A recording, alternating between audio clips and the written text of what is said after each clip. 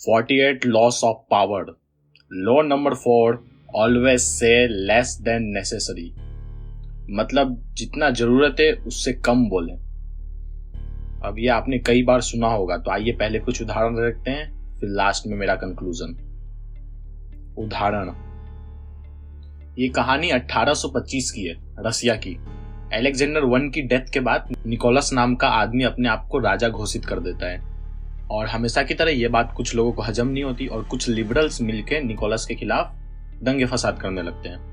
लेकिन अपना निकोलस भी बहुत पावरफुल होता है, तो उनके विद्रोह को पूरी तरह से एकदम चकनाचूर कर देता है, तबाह कर देता है, और उस विद्रोह का जो लीडर था उसको फांसी की सजा सुनाता है। तो अब उसको ना फांसी दे दिया जा रहा होता है, तभी क्या होता है कि फांसी का फंदा टूट जाता है और अपना निकोलस नीचे पड़ जाता है। और उस टाइम पे ना ये सारी चीजों को बहुत ज्यादा माना जाता था।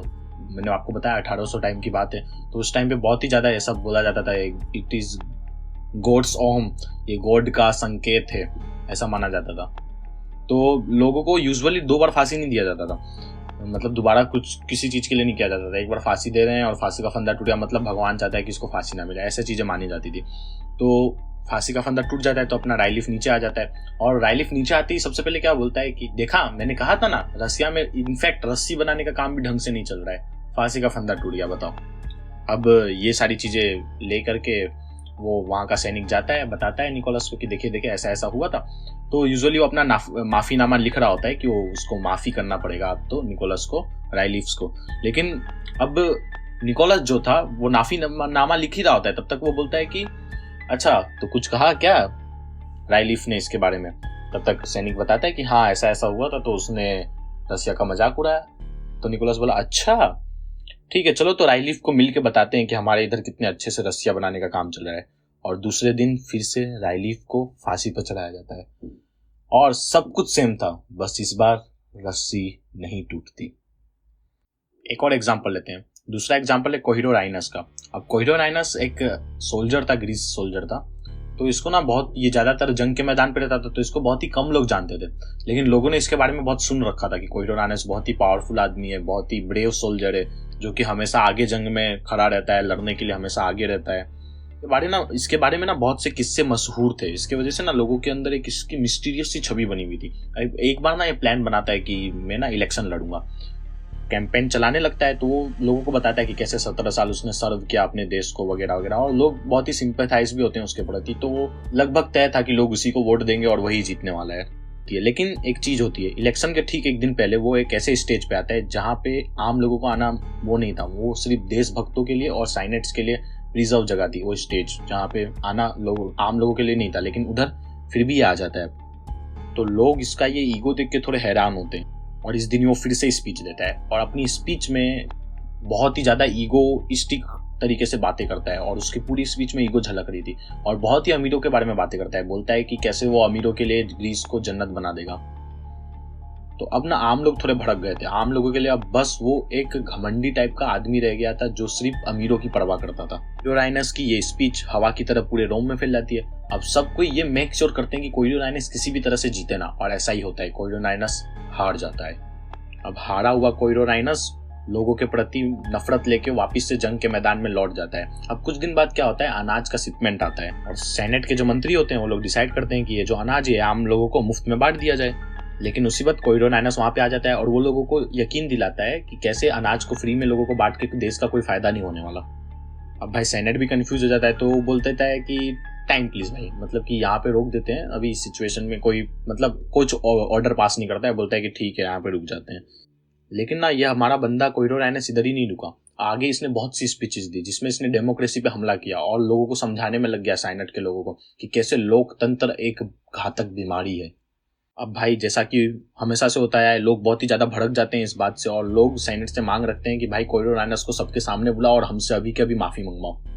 कोहिरो राइनस तो अपने ईगो में वो आने से मना कर देता है, और इस बात से लोग इतने ज्यादा नाराज हो जाते हैं कि हर जगह दंगे फसाद करने लगते हैं।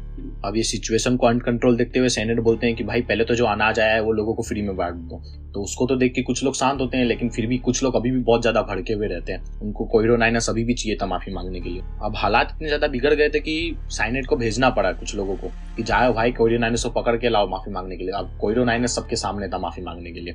कोइरो राइनस इधर आया तो पहले थोड़ी देर तो नॉर्मली बात करता है और उसके बाद लोगों के ऊपर चिल्लाने लगता है और भी उनको भड़काने लगता है। अब लोग इतने ज्यादा पागल हो जाते हैं कि लोगों का गुस्सा शांति नहीं होता, अब लोग एग्जीक्यूशन की मांग करने लगते हैं। अब वहां पे कुछ लोगों ने जाके साइनेट को बताया कि कैसे लोग क्या मांग कर रहे हैं, तो कुछ लोगों ने सजेशन भी दिया कि जाके पहाड़ी से फेंक देते हैं इसको, कोइरो राइनस को। और लोग इस बात पे चिल्लाने लगे, खुश हो गए। कुछ लोग, अच्छे लोगों ने मिलके उसकी सजा कम करवा दी और इस सजा को, मतलब फेंकने की सजा को, कन्वर्ट करवा दिया लाइफ इम्प्रिजनमेंट में। अब जब लोगों को पता चला कि जो रोम का महान योद्धा है वो कभी वापस नहीं लौटेगा, तो लोगों ने जश्न किया भाई, जश्न किया। और नॉर्मल जो वो युद्ध जीतता था ना, उससे कई ज्यादा बड़ा जश्न किया। तो अब भाई जो सवाल आता है कि कोइरो राइनस से गलती कहाँ हुई? गलती यहाँ हुई कि पॉलिटिक्स में आने से पहले कोइरो राइनस एक ऐसा नाम था जिसके अराउंड मिस्ट्री बनी हुई थी। लोगों को सिर्फ उसके बारे में स्टोरीज पता थी और जब तक उसने मुंह नहीं खोला था ना, तब तक सब कुछ ठीक था। लेकिन उसने मुंह खोलते ही हगना चालू कर दिया, इसीलिए ये जादू टूट गया, पावर की जादू टूट गई और वो एक महान योद्धा से लाइफ इम्प्रिजनमेंट मिली उसको। इसीलिए हमको ना जितनी जरूरत है उससे हमेशा कम बोलना चाहिए। अब ये ना ऐसी चीजें जो आपने कई बार सुनी होगी और हर अच्छी बुक में इसका जिक्र होता है। चाणक्य नीति ले लो, हर अच्छी बुक में इसका जिक्र है। ऐसा क्यों है? इसके ना कई सारे फायदे हैं। जब भी आप कम बोलोगे ना, तो उससे क्या होगा, कम्युनिकेशन तो होनी चाहिए, तो सामने वाले के ऊपर प्रेशर पड़ता है, तो सामने वाला ज्यादा बोलेगा और सामने वाला जब ज्यादा बोलेगा तो आपको उसके ज्यादा राज पता चलेंगे। जितने ज्यादा राज पता चलेंगे आप उतना ही ज्यादा उसको एक्सप्लॉइट कर सकते हो। समझ रहे हो ना? ये तो एक फायदा है। ऐसे ही कम बोलने के कई सारे फायदे हैं। जब आप कम बोलते हो ना, तो आप पावरफुल लगते हो।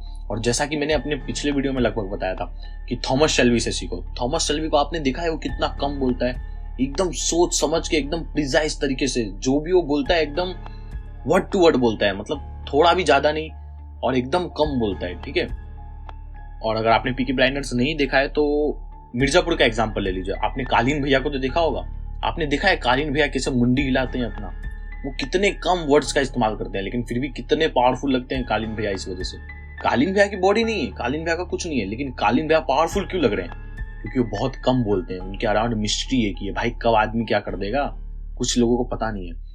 तो आज के इस वीडियो के लिए बस इतना ही। वैसे तो मैंने एक थॉमस अल्वा एडिसन का भी एग्जांपल ऐड किया था, लेकिन वीडियो कुछ ज़्यादा ही लंबा निकल गया मेरे सोच से, तो इस वीडियो को इधर ही अंत करते हैं। तो फिर मिलेंगे एक दूसरे लॉ के साथ।